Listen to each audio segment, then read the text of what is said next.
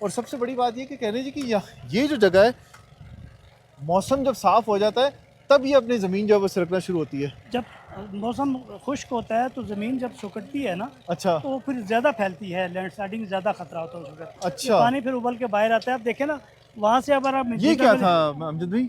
ये रोड की जो थी वो बाउंड्री वॉल थी, वहाँ से रोड आ रही है। अच्छा, ये आप वॉल थी सारी? इस घर का विजिट कर लें, आए फिर हम आपको रोड का भी विजिट करवाते पहले ये हैं। मस्जिद दिखाएं। ये देखिए मस्जिद, ये इस मस्जिद का नाम रखा था इन्होंने अल कौसर, जिसके ऊपर इस जगह का को नाम दिया गया था।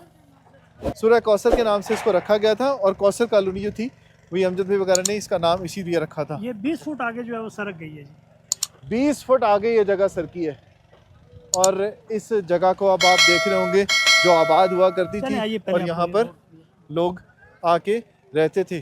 और ये इस मस्जिद के अंदर कितने लोगों के लिए जगह बनाई थी नमाज के लिए, नमाजियों के ये लिए? देखें कम से कम ये 30 से 40 लोगों की इसमें है। ये मोहल्ले की मस्जिद थी। अच्छा